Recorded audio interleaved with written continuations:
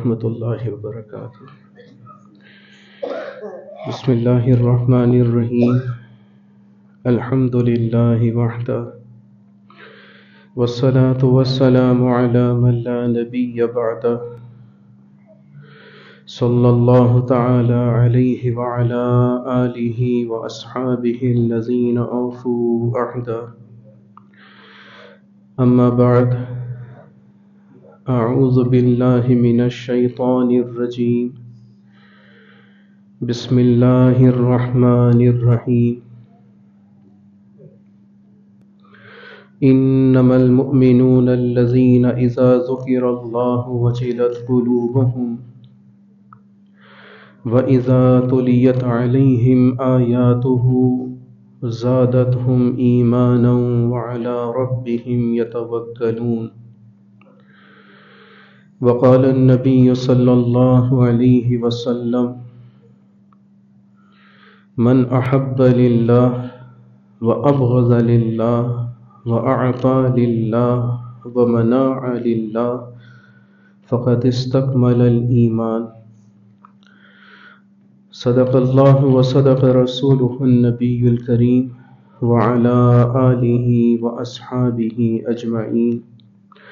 اللہم صل علی سیدنا محمد وعلى آل واصحاب سیدنا ومولانا محمد۔ افضل صلواتک بعدد معلوماتک وبارک وسلم علیہ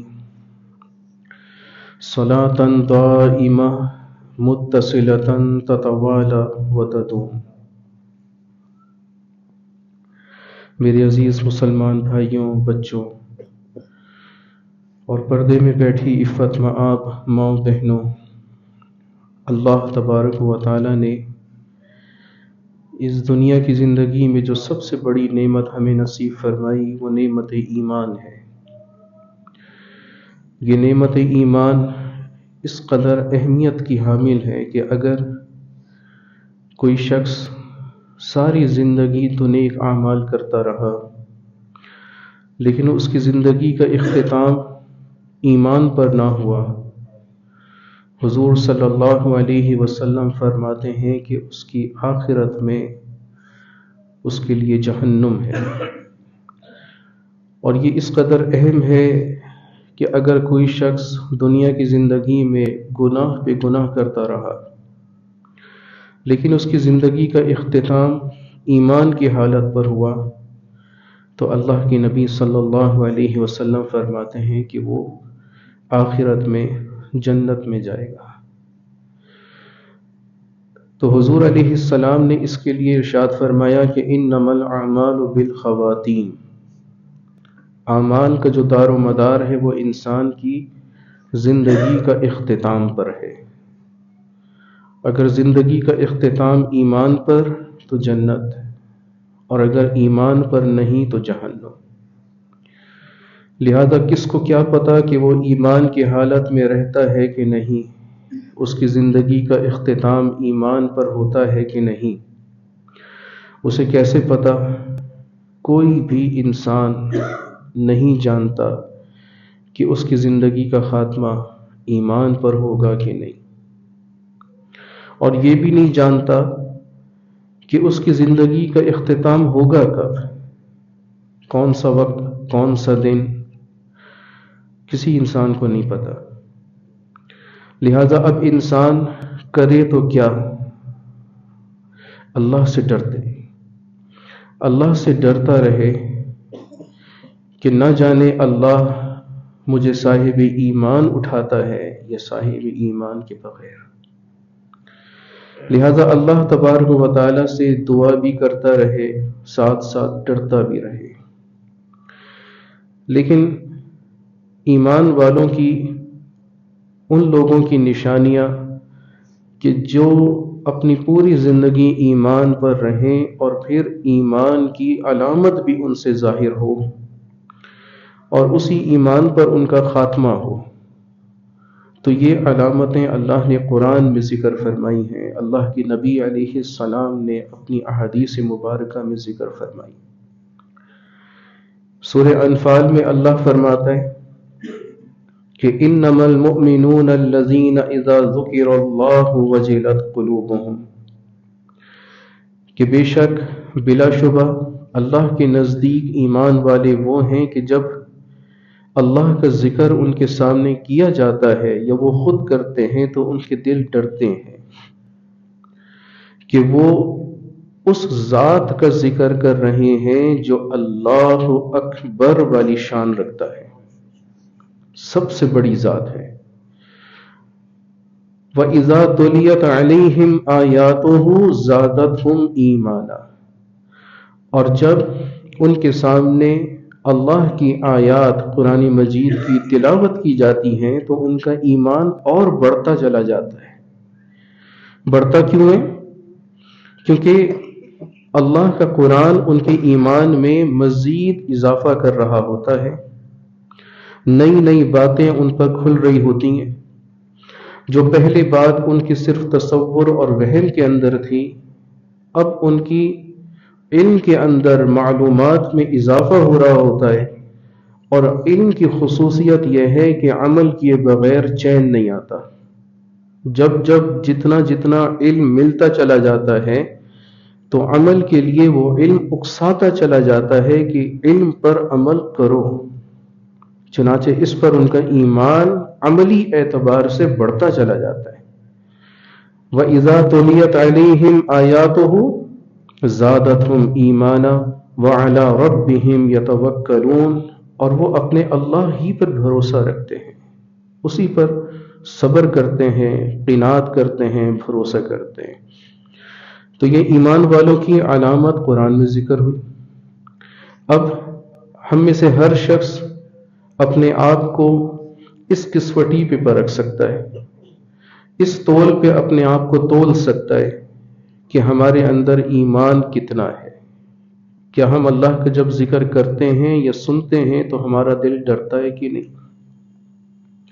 کیا ہم قرآن مجید کی تلاوت کرتے یا سنتے ہوئے اپنے ایمان میں اضافہ محسوس کرتے ہیں کہ نہیں؟ اور کیا ہم اپنے اللہ پر توکل اور بھروسہ رکھتے ہیں کہ نہیں؟ ہر شخص اپنے آپ کو تول سکتا ہے۔ اب جو اس تول میں پورا اترا اس کا ایمان کامل، لیکن یہ زندگی کے اندر اس وقت تک محنت کرتے رہنا ہوگی اپنے ایمان کی تکمیل کی کہ جب تک اس کا وقت آخر نہ آ جائے۔ تو اسی کے بارے میں رسول اللہ صلی اللہ علیہ وسلم نے یہ ارشاد فرمایا کہ من احب للہ، جس نے اللہ کے لیے محبت کی، وابغض للہ، جس نے کسی کے ساتھ نفرت رکھی تو اللہ کے لیے، واعطى للہ، اگر کسی کو کچھ دیا تو وہ بھی اللہ کے لیے، ومنع للہ، اور اگر کسی سے کوئی چیز روک لی تو وہ بھی اللہ کے لیے۔ چاروں چیزیں کوئی کرے اور اس کی نسبت اللہ کے لیے ہو، اللہ کی خاطر ہو، تو حضور علیہ السلام کی ضمانت ہے کہ فقد استکمل الایمان، اس کا ایمان کامل ہو گیا۔ تو ایمان کی تکمیل کے لیے 4 بنیادی باتیں ہیں۔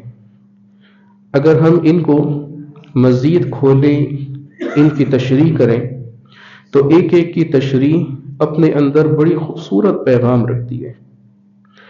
پیغام اسلام کا ہے، اور اس سے ہمیں پتہ چلتا ہے کہ اسلام کتنا خوبصورت دین ہے۔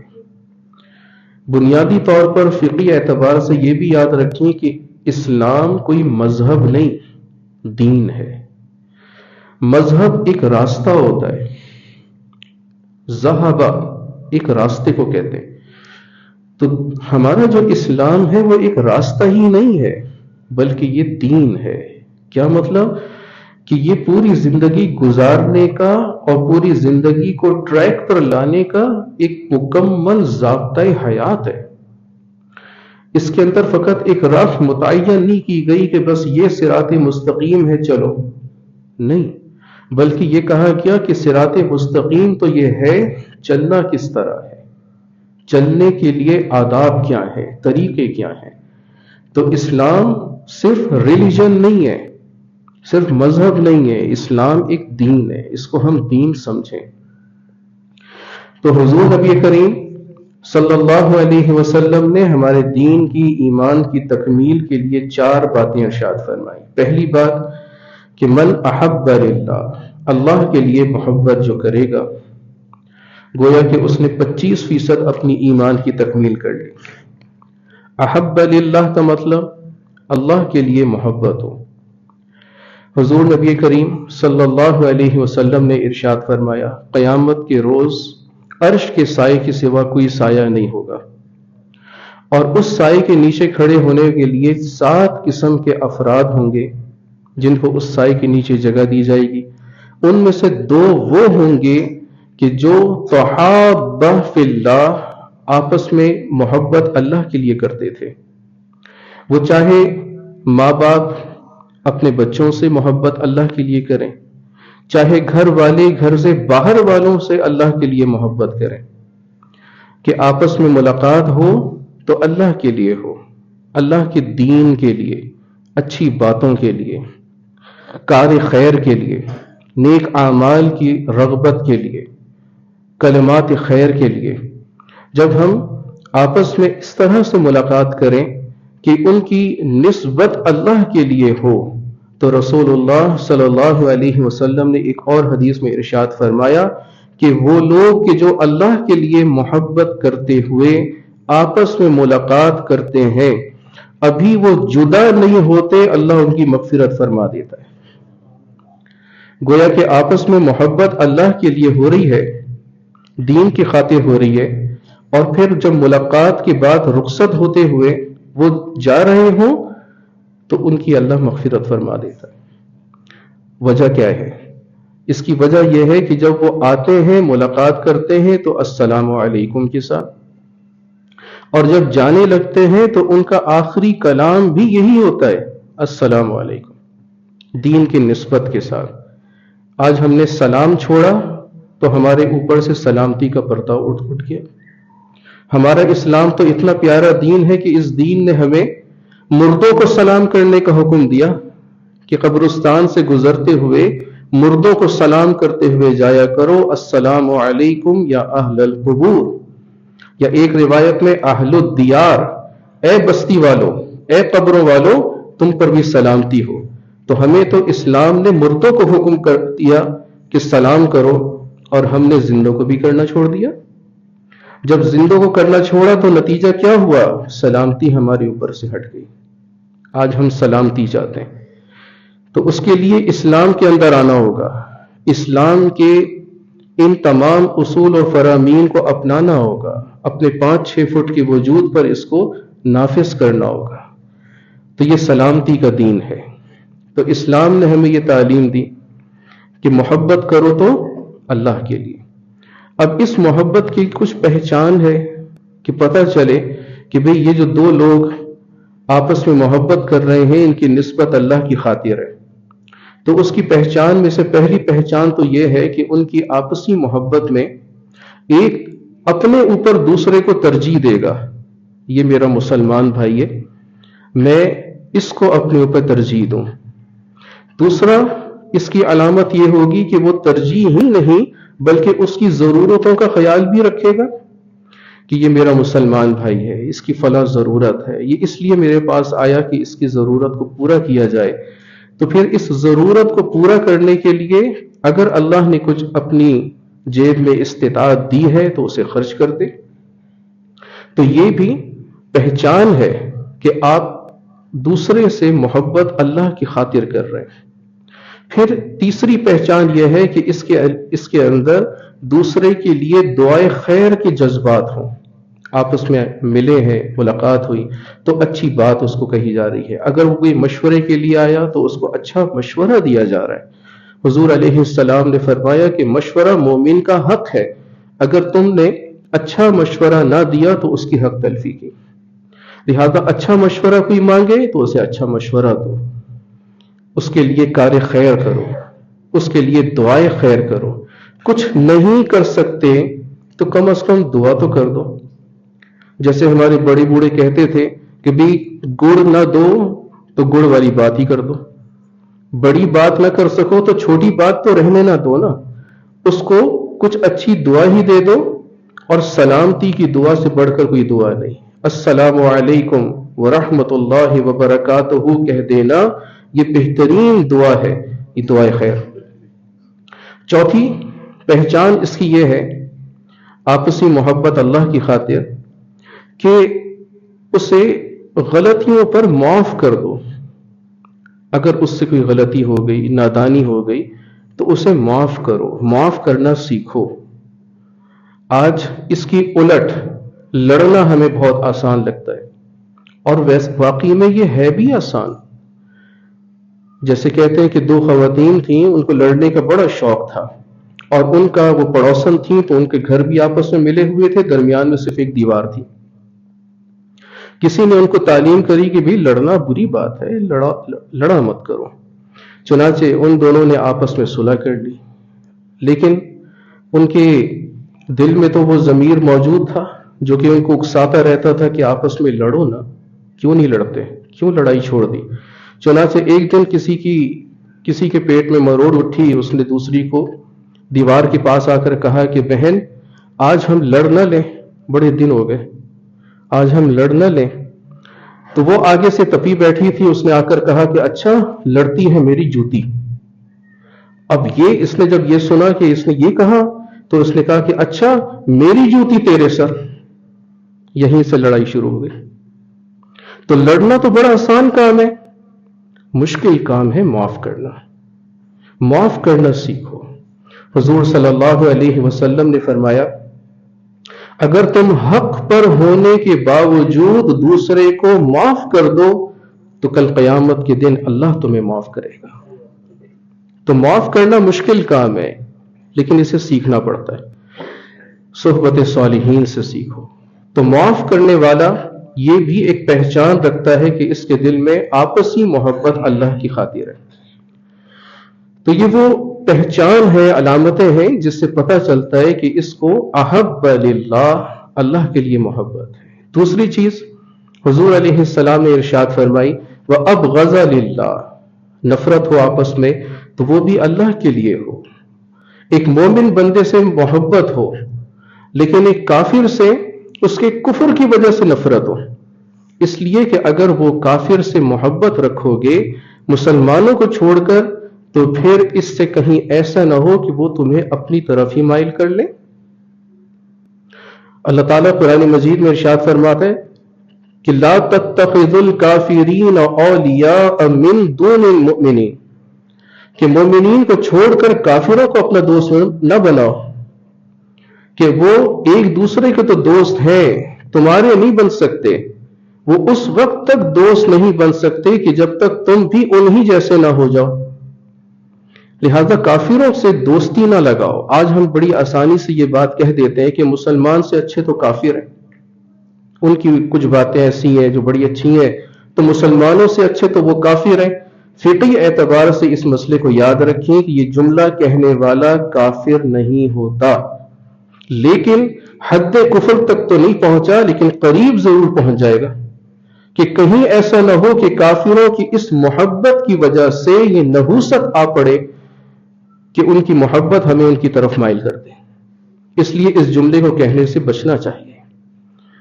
تو کافر جیسا بھی ہو، کتنا ہی اچھا کیوں نہ ہو، اس کے دل کے اندر ایمان نہیں ہے، لہذا آخری ٹھکانہ اس کا جہنم ہے. کوشش تو یہ ہو کہ اس سے ملا جائے تو اس سے اچھے انداز سے ملا جائے تاکہ اس کے دل کے اندر ایمان کی شمع روشن ہو. اور یہی اللہ کا ہمیں حکم ہے. اللہ تعالیٰ قرآن مجید میں فرماتا ہے وَقُولُوا لِلنَّاسِ حُسْنًا، لوگوں کے ساتھ اچھے طریقے سے بات کرو. اور آگے سورہ لقمان میں فرماتا ہے وَلَا تُصَعِّرْ خَدَّكَ لِلنَّاسِ، لوگوں کے سامنے تیوریاں چڑھا کے مت بولو. بعض لوگ ہوتے ہیں منہ بنا کر بولنا، تیوریاں چڑھا کر بولنا. اللہ کا حکم ہے کہ ایسے انداز سے نہیں بولنا چاہیے. اس انداز سے بولو، اس لہجے میں، ان الفاظوں کے چناؤ کے ساتھ بولو کہ ان کے دل میں تمہاری محبت پیدا ہو. چنانچہ دوسری بات حضور علیہ السلام نے ایمان کی تکمیل کی یہ ارشاد فرمائی کہ وَأَبْغَضَ لِلَّهِ، نفرت ہو تو اللہ کے لیے ہو. تیسری بات ارشاد فرمائی کہ وَأَعْطَى لِلَّهِ، اگر کسی کو کچھ دو تو وہ بھی اللہ کی خاطر دو. کسی کو کوئی نعمت دے رہے ہو، کسی کو پیسہ دے رہے ہو، صدقہ دے رہے ہو، کسی کی مدد کر رہے ہو جانی مالی، تو پھر وہ بھی اللہ کی خاطر ہو، اس میں اپنی نفسانیت نہ ہو. آنے والا رمضان ہم سے یہ تقاضا بھی کرے گا کہ ہم اگر رمضان پیکج کسی کو دے رہے ہیں، کسی کو کوئی آٹا دال دے رہے ہیں، تو کہیں ایسا نہ ہو کہ ہم ٹک ٹاک کے لیے اپنی ویڈیوز اور تصویریں کھنچوائیں اور صرف یہ ہو کہ ہم دوسروں کی عزت نفس پہ حملہ کر دیں. وہ بیچارہ غریب ہے، مسکین ہے، وہ تو آٹے دال کے لیے آ گیا، اسے کیا پتا کہ آگے کیا ہو رہے ہیں. آپ لوگ کیا کریں گے کہ رمضان پیکج کے دینے کے لیے آپ اس کی تصویر بغیر پردہ کیے کھینچ رہے ہیں اور اسے ڈال رہے ہیں نیٹ پر. بیچارے کی عزت نفس مجروح ہوگی. تو ایسا نہ کریں، دوسرے کی عزت نفس کا خیال رکھیں، اور اگر کسی کو کچھ دینا ہو تو اللہ کی خاطر دیں. اللہ تبارک و تعالی قرآن مجید میں ارشاد فرماتے ہیں کہ لا تبطلوا الباطل لا تبطلوا صدقاتکم بالمن والاذى، کہ اپنی صدقات کو، اپنی نیک مال کو ایک درست طریقے کے ساتھ خرچ تو کرو، لیکن اسے باطل نہ کرو، لوگوں کو تانے دے کر، لوگوں کو یہ کہہ کر کہ تم غریب ہو، مسکین ہو، اس لیے ہم تمہیں دے رہے. لا تبطلوا صدقاتکم بالمن والاذى، اپنے صدقات کو یوں کر کے ضائع مت کر دینا. حضرت سعد بن ابی وقاص رضی اللہ عنہ مدائن کے لشکر کے لیے روانہ تھے. مدائن فتح ہوا تو آپ نے یہ اطلاع اناؤنسمنٹ کری لوگوں کو کہ بھئی جس کے پاس جتنا بھی کوئی مالی غنیمت ہے نا، سب اکٹھا کرو، مسجد میں اکٹھا کرو، میں سب کو ایکولی ڈسٹریبیوٹ کروں گا. چنانچہ سب مسلمانوں کے پاس جتنا مالی غنیمت اکٹھا ہوا تھا مدائن کی فتح میں، ان سب نے اکٹھا کر لیا. 3 دن کے بعد حضرت کو یقین ہو گیا کہ اب سب مال اکٹھا ہو چکا ہے. آپ منبر پر بیٹھے اس کو ڈسٹریبیوٹ کرنے کے لیے، تو ایک نوجوان چہرے پہ پردہ ڈالے حاضر ہوا. اس کے ہاتھ میں کچھ تھا اور اس کو بھی اس نے ڈھانپا ہوا تھا کپڑے سے. قریب آ کر اس نے السلام علیکم کے بعد حضرت کو دیا. حضرت نے ہاتھ میں لیا، کپڑا اٹھایا تو دیکھا کہ وہ بادشاہ کا تاج تھا. گویا کہ اس نے بادشاہ کو قتل کیا تھا اس نوجوان نے، اور اس کا تاج جو تھا وہ اس نوجوان کے قبضے میں آ گیا تھا. اب بادشاہوں کے تاج، اس میں تو ہیرے جواہرات بڑے قیمتی، وہ اگر نوجوان چاہتا تو انہی ہیرے جواہرات کو بیچ باچ کر پوری زندگی ٹھاٹ باٹ سے گزار سکتا تھا، لیکن اس نے ایسا نہ کیا. وہ آیا اور اس نے حضرت کو دے دیا. کپڑا اس کا ڈلا ہوا ہے چہرے پر. حضرت بہت حیران ہوئے کہ یہ چاہتا تو یوں کر سکتا تھا لیکن اس نے نہیں کیا، یہ کوئی عظیم انسان ہے. حضرت نے پوچھا کہ بیٹا تیرا نام کیا ہے؟ اب ذرا سنیے کہ وَأَعْتَى لِلَّهِ کا مطلب کیا ہے. جب اس نوجوان نے یہ حضرت کا سوال سنا تو پیٹھ پھیری اور 2 قدم آگے جا کر کہتا ہے حضرت جس اللہ کے لیے میں نے یہ واپس کیا ہے وہ اللہ میرا نام جانتا ہے. یہ ہے اللہ کے لیے دینا کہ اس میں کوئی اپنی غرض، اپنی نفسانیت شامل نہ ہو، بلکہ دو تو اللہ کے لیے دو. کوئی چیز دی تو اللہ کے لیے دی. یہ تیسری چیز. اور چوتھی چیز حضور علیہ السلام نے ارشاد فرمائی کہ وَمَنَعَ لِلَّهِ، اگر کسی سے کوئی چیز روک لو تو وہ بھی اللہ کی خاطر ہو. بچے ضد کر رہے ہیں کہ ابا جان ٹی وی لے کر دیں، ہمیں فلمیں ڈرامے دیکھنے، ہمیں ٹائم پاس کرنا ہے. اب آپ دین کے راستے پہ چل رہے ہوں، آپ کو پتا ہے کہ یہ ایک خرافات ہے. اس چیز کو گھر میں لے کر آنا غیروں کی تہذیب کو گھر میں لانے کے برابر ہے. اور کفر اس وقت صرف ایٹم سے، ایٹامک بم سے، ان چیزوں سے حملہ آور نہیں ہے. اس کی سب سے بڑی جنگ تہذیبی وار ہے، کلچرل وار، کہ تہذیب ایسی مسلط کر دو کہ یہ نوجوان مسلمان نہ رہے، نام کا مسلمان ہو، کام ہمارا ہو. چنانچہ یہ تہذیب کو اپنے گھر میں لانے کے مترادف ہے. لہذا بچے اگر ضد کر رہے ہیں کہ یہ ٹی وی ہمارے گھر میں آ جائے تو اب آپ اپنے بچوں کو کہہ لیں کہ نہیں بیٹا یہ اچھی چیز نہیں ہے، یہ بری بات ہے، یہ خرافات ہیں. بچوں کو کوئی لمبا چوڑا لیکچر دینے کی ضرورت نہیں، صرف اس کے نقصان بتا دیں کہ بیٹے آئی سائٹ ویک ہوگی، آپ کی ذہنیت خراب ہوگی، آپ کا جو اسکرین ٹائم ہے موبائل کا یا لیپ ٹاپ کا یا ٹی وی کا وہ کم سے کم ہونا چاہیے تاکہ آپ کی اپنی جو اسٹڈی ہے وہ افیکٹ نہ ہو۔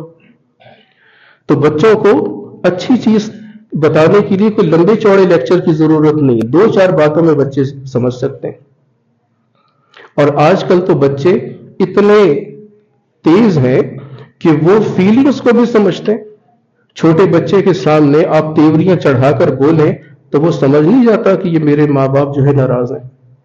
چھوٹے بچوں کے اندر فیلنگز موجود ہیں تو بڑے بچوں کے تو پھر کیا ہی کہنے۔ تو بچے فیلنگز کو سمجھتے ہیں، ان کو سمجھا دیں کہ اس کے ڈرا بیکس ہیں، اس کے نقصانات ہیں، اچھائیاں کم برائیاں زیادہ ہیں، لہذا ان کو روکیں تو اللہ کے لیے روکیں۔ اب اس بات کو سمجھنے کے لیے ایک واقعہ سن لیجئے۔ حضرت عمر رضی اللہ عنہ کا دور خلافت ہے، حضرت علی رضی اللہ عنہ گھر میں ان کے گھر کے دروازے پہ دستک دیتے ہیں۔ حضرت عمر امور سلطنت انجام دے رہے ہیں، کچھ لکھ رہے ہیں اور چراغ کی روشنی جو ہے اس کی روشنی میں وہ کام کر رہے ہیں۔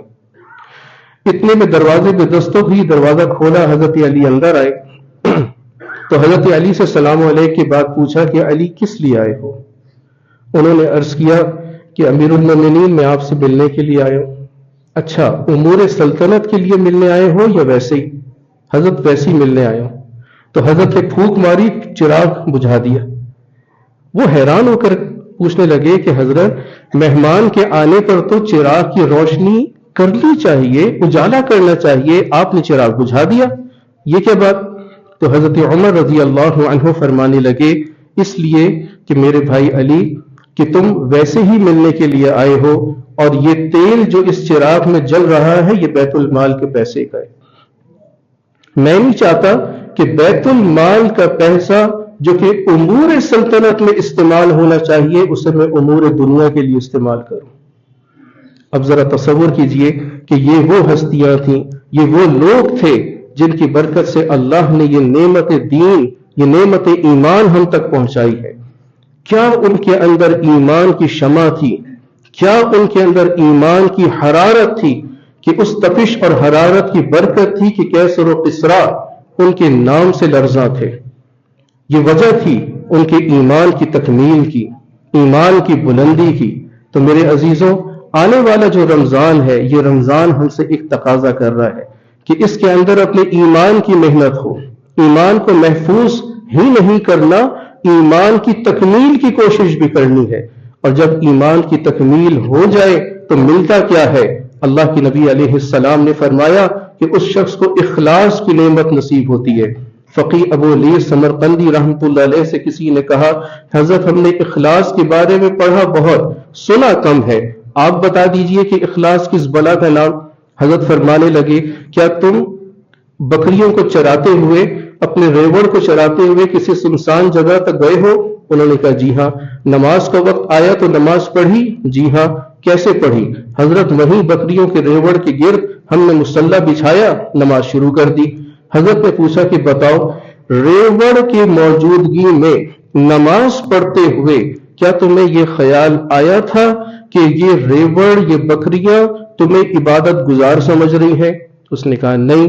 تو حضرت نے فرمایا بس انسانوں کی موجودگی میں بھی یہی سمجھو کہ اللہ کی عبادت کرتے ہوئے یہ خیال ہو کہ میں صرف اللہ کو دکھانے کے لیے کر رہا ہوں، مجھے کسی انسان سے کوئی توقع نہیں کہ کوئی انسان مجھے کوئی عبادت گزار سمجھے، مجھے کوئی عالم سمجھے، مجھے سخی سمجھے، مجھے کوئی میڈل شیڈل پہنا دے۔ حدیث پاک میں آیا قیامت کے دن اللہ 3 لوگوں کو کھڑا کرے گا، ایک عالم کو، ایک سخی کو، ایک شہید کو، اور ان سے کہے گا کہ تم نے یہ جو عمل کیا یہ دنیا کمانے کے لیے کیا تھا۔ فقط قیلا، لوگوں نے کہہ دیا تم عالم ہو، بڑا تمہارا مزیدار لچھے دار بیان تھا، تم سخی ہو، تم نے سخیوں کے دریا بہا دیے سخاوت کے، تم شہید ہو، تمہیں میڈل شیڈل مل گیا۔ فقط قیلا، مل گیا جو ملنا تھا، جاؤ جہنم میں، تمہارا حساب ختم۔ کہیں ایسا نہ ہو کہ ہمارے ساتھ بھی ایسا ہو۔ اللہ ہمارے ایمان کی تکمیل ہمیں نصیب فرمائے، ہماری ایمان کی حفاظت ہمیں نصیب فرمائے اور آنے والے رمضان کا اکرام اور اس کی تمام سعادتوں سے بہرہ مند فرمائے. وآخر دعوانا ان الحمد للہ رب العالمین. اللہ کو ہر دم یاد کر، اس نام سے دل شاد کر.